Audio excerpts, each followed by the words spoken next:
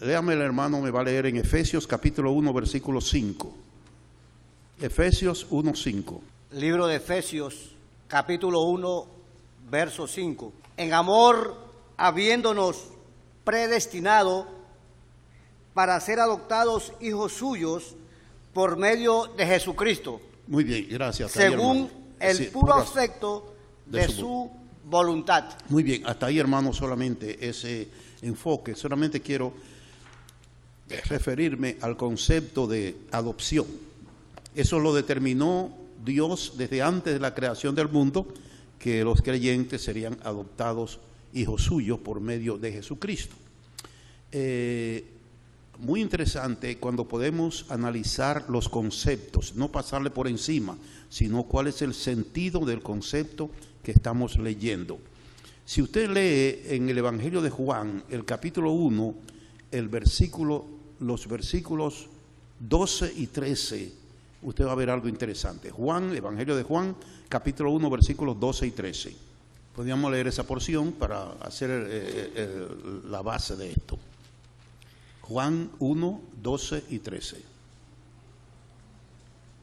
Mas a todos los que le recibieron, a los que creen en su nombre, les dio potestad de ser hechos hijos de Dios, los cuales no son engendrados de sangre, ni de voluntad de carne, ni de voluntad de varón, sino de Dios. Muy bien, hasta ahí. Si ustedes analizan lo que dice aquí, que el Señor nos dio por creer en Él la autoridad de ser llamados hijos de Dios. El versículo 13 explica entonces en qué forma somos hijos de Dios.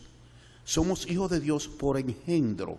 Dice, los cuales no son engendrados de sangre, ni de voluntad de carne, ni de voluntad de varón, sino engendrados de Dios. Y eso es muy interesante, ese versículo, porque explica la manera de que somos hijos de Dios. La palabra engendrar tiene su idea, por ejemplo, en el matrimonio, cuando la esposa queda en estado. El hombre deposita su semen y queda en estado. Entonces, nace ese niño. Y no se puede negar, el padre no puede negar que es hijo de él porque tiene su naturaleza. Eso es la legitimidad de hijo. Entonces, cuando se trata de Dios, si creemos en Jesucristo, Dios mismo nos engendra como hijos de Dios. Y el apóstol Pedro dice que tenemos la naturaleza divina, hijos legítimos de Dios. Juan dice en su primera carta, en el capítulo 3, hermanos, ahora somos hijos de Dios. Ahora, en este momento, somos hijos legítimos de Dios. Ahora, cuando se trata de la adopción, en nuestro idioma español, la palabra adopción, o sea, es buscar un niño y traerlo a la familia, todo eso así. En el original es colocar como hijos. Pero esa frase, ese concepto, no es el mismo de engendrar, no es el mismo. Es decir, un matrimonio riquísimo, ponga lo que sea, adopta a un niño y le pone su apellido, lo enseña, lo cría y hasta que sea grande y pone todo lo que tiene a nombre de él. Siempre la palabra adopción implica que no es legítimo, ¿right? No es legítimo. Sí, puede tener el apellido y todo lo que el padre adoptivo le dé, pero no es legítimo. Es decir, que esa frase nos indica que podemos ser hijos, pero no legítimos. Pero cuando se trata de Juan, que escribe en la porción que leímos, y primera Juan, está hablando de hijos legítimos. Legítimos. Hoy esta semana, un señor ahí que se da el piste de tener 35 años leyendo el Nuevo Pacto, y habló de adopción y usó todos los textos que hablan de adopción, siempre que somos adoptados de Dios, que somos adoptados por Dios. Ok. Pero ahí tenemos que ver ese contraste. Predicadores que enfatizan que somos adoptados porque Dios nos cogió a nosotros grandes, ya somos adoptados. Pero eso crea un contraste en lo que explica la Escritura. Tenemos que definir el concepto de adopción y el concepto de hijos legítimos. Hay un problema aquí, hermanos, y es esto, que nosotros no le damos como el valor que esto merece de ser un hijo legítimo de Dios. Vivimos y ni nos acordamos de eso. Como sea, no le ponemos atención a esto. Tenemos que entender, usted vio la exposición que hizo el hermano sobre ese salmo. Todo lo que el creyente tiene que estar consciente que sucede a su alrededor y cómo el Señor es la protección y tiene cuidado. Pues en este caso también, pensemos como lo que somos, hijos legítimos de Dios. Ese mismo hermano que le mencioné, lo he oído en otros temas diciendo que hay 5 pecados que la sangre de Jesucristo no puede limpiar. No sé de dónde se inventó eso, pero dice así, nada de eso es verdad. Que un creyente que dice el Señor que el que me negare delante de los hombres yo lo negaré, que eso quiere decir que ya ese creyente dejó de ser hijo de Dios. Bueno, tantas cosas así. Y nosotros tenemos que tener cuidado con lo que se enseña,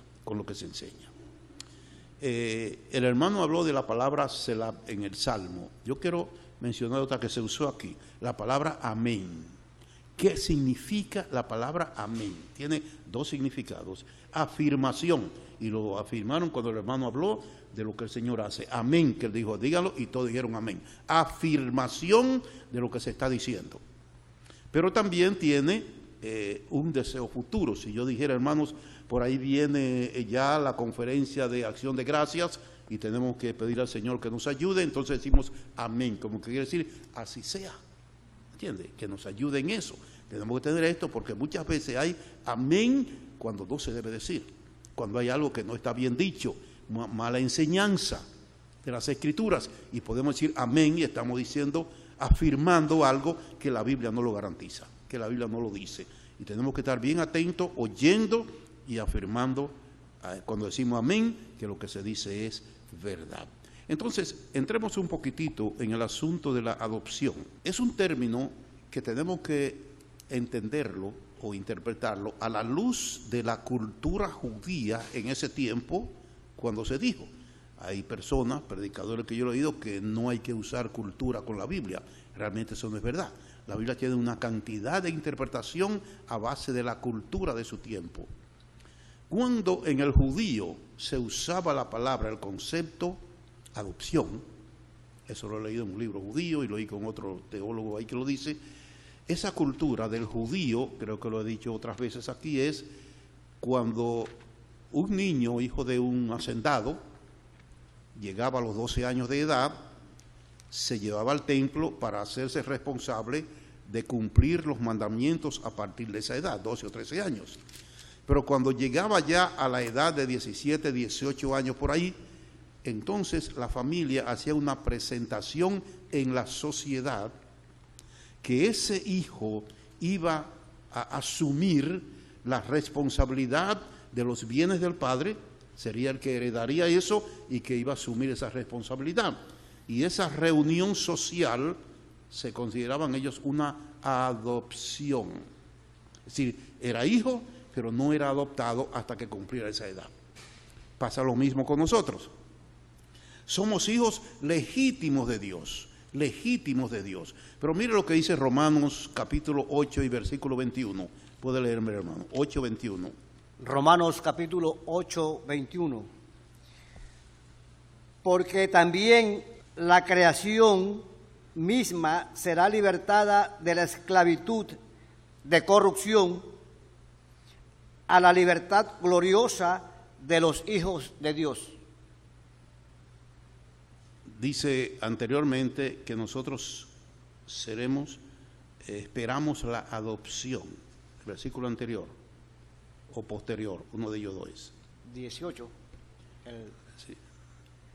21, mire, que dice, después de la creación estar gemiendo, nosotros también gemimos esperando la adopción, que es la redención de nuestros cuerpos. Si está hablando de creyentes y esperamos la adopción, entonces quiere decir que no la tenemos. Dios nos destinó, nos predestinó para que seamos adoptados. En ese sentido, no hemos sido adoptados. ¿En qué consiste la cultura judía? En la presentación pública de su Hijo como el heredero de todo.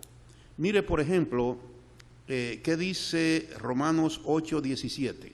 Y si hijos, también herederos, herederos de Dios y coherederos con Cristo. Muy bien, ahí tenemos la idea de que somos coherederos con Cristo, de las bendiciones de Dios, coherederos con Cristo.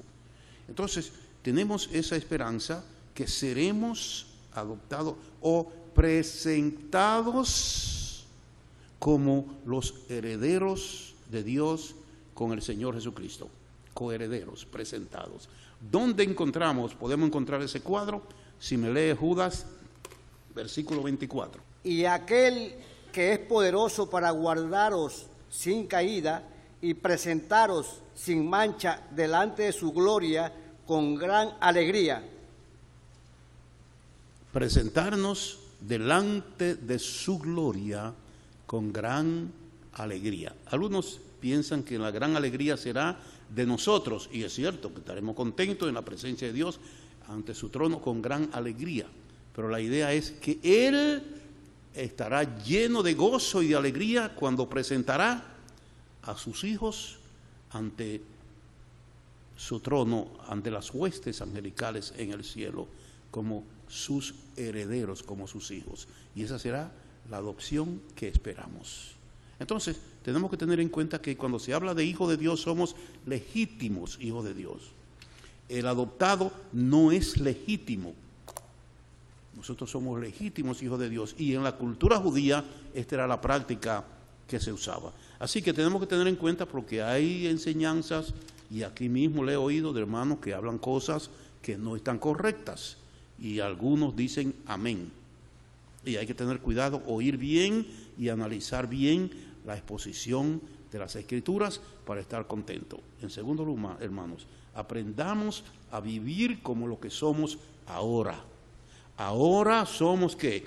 Hijos de Dios, y todavía no se ha manifestado lo que hemos de ser. Todavía no se ha manifestado lo que hemos de ser cuando estemos en la presencia de Dios. Pero tratemos eso, no nos olvidemos de lo que somos y vivamos como lo que somos aquí en la tierra. Como lo que somos aquí en la tierra. Entonces tenemos esa esperanza gloriosa que cuando el Señor venga y nos lleve a su presencia, habrá esa presentación pública ante todas las huestes angelicales de lo que Dios ha hecho con nosotros y cómo ahora somos, más que la relación que un ángel tiene con Dios, la tenemos nosotros. Nosotros somos hijos legítimos de Dios. Los ángeles son hijos por creación. Nosotros somos hijos por engendro del Padre. Así que aprendamos estas lecciones y no nos rebajemos a enseñanzas que no tienen base bíblica. El segundo punto que quería tomar es el siguiente, y se oye por donde quiera por ahí. Cristo, Rey del creyente. Cristo, Rey de la iglesia. Todo eso se oye por ahí. Adoramos a nuestro Rey, hacemos a nuestro Rey, nuestro Rey, nuestro Rey. Si no analizamos bien otra vez el concepto, nos vamos a dar cuenta que estamos equivocados. Tenemos que analizarlo. Por ejemplo, el concepto de Cristo como Rey, que está allá en 2 Samuel capítulo 7, los versículos 12 y 16, donde Dios le promete a David que de su descendencia tendría un rey y un reino, y luego en el Salmo 89 le confirma el pacto bajo juramento. Es el tercer pacto bíblico que hay, bajo juramento, que el hijo que él tendría será un rey eterno. Y lo vimos o lo podemos ver en Lucas 1:32, por ahí en adelante, cuando el ángel está hablando con María. Déjame esa parte, hermano. Lucas capítulo 1, verso 31 al 33. Y ahora concebirás en tu vientre y darás a luz un hijo y llamarás su nombre Jesús. Este será grande y será llamado Hijo del Altísimo, y el Señor Dios le dará el trono de David su padre, y reinará sobre la casa de Jacob para siempre, y su reino no tendrá fin. Muy bien, ahí tienen ustedes el ángel afirmando el propósito que Dios le transmitió a David, que el descendiente de David vendría y se sentará, y está diciendo ahí que lo que nacería de la Virgen María se sentaría en el trono de David su padre y reinaría para siempre. Todo esto tiene que ver no con la iglesia, hermanos, todo esto tiene que ver con Israel. Está hablando de un sistema político, un rey es político, un gobierno político, no está hablando de la iglesia. Entonces es interesante que podamos poner las cosas en el verdadero orden. No hay ningún texto en la Biblia, en el Nuevo Testamento. Usted puede leer los 4 evangelios, puede leer el libro de los Hechos, puede leer todas las cartas apostólicas, todo hasta el Apocalipsis, y en ningún sitio dice que Cristo es rey de la iglesia, ni rey del creyente. No, nosotros somos hijos de Dios, hijos de Dios. Rey es para Israel. Cristo como nuestro redentor, es nuestro redentor, pero también en relación a la familia de Dios, Él es nuestro hermano mayor, dice Romanos 8:29, para que Él sea el primogénito entre muchos hermanos. Y Hebreo 2:11 dice que llevó muchos hermanos. Entonces tenemos que poner esto en verdadera perspectiva. En cuanto a familia, somos hermanos de Jesucristo. En cuanto a nuestra redención, Él es nuestro Salvador y Dios es nuestro Padre Celestial. Pero Él no es nuestro Rey, ni es Rey de la Iglesia. Así que es interesante esto. ¿Qué es Él entonces? Ahora es el novio de la Iglesia, luego será el esposo de la Iglesia, pero nunca dice el Rey. Por ejemplo, estaba leyendo del hermano Francisco La Cueva en su teología, que él dice que cuando un creyente dice que Jesucristo es su Rey, o que Dios es su Rey, está rebajando el concepto de hijos, porque los reyes tienen que ver con una nación en que ellos controlan y dominan la nación. Por ejemplo, nosotros tenemos aquí el hermano Carballosa, él viene de España, que hay un reinado allá. Entonces, pero él no es hijo del rey. ¿Cómo es la palabra que se usa como ese hermano, que se me fue de la mente? El ciudadano de un reino, ¿cómo se le llama? Se me fue de la mente esa palabra. No es hijo.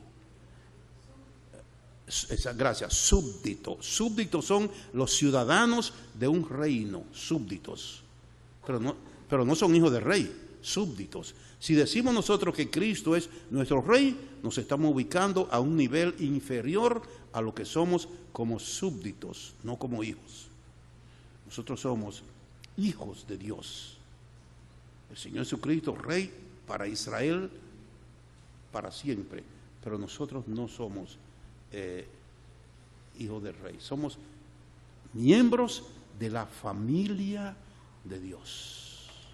Y tenemos que tener eso en cuenta. A veces hay conceptos que rebajan nuestra posición de hijos y nos colocan a otro nivel inferior.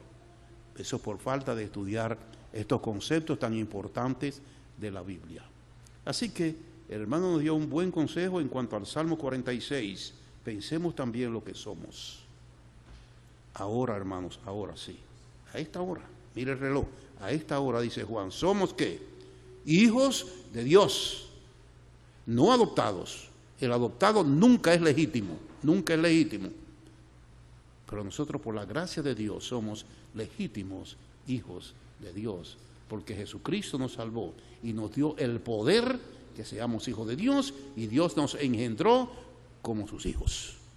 Y podemos darle gracias a Dios por eso, que no somos, me permite cualquier cosa, Yo decía, allí en Honduras decía, nosotros somos, hermanos, VIP. ¿Sabe, verdad, qué quiere decir en iglesia? Personas muy importantes por lo que somos. Muy importantes. En el mundo no hay nadie más importante que los hijos de Dios. Para Dios no hay nadie más importante. Y nosotros formamos esa familia de hijos legítimos de nuestro Padre que está en los cielos.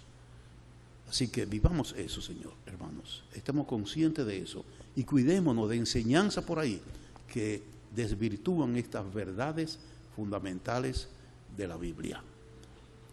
Vamos a orar. Padre Celestial, te damos gracias por tu palabra y por lo que ella nos afirma, que somos hijos legítimos tuyos, engendrados por ti, Señor,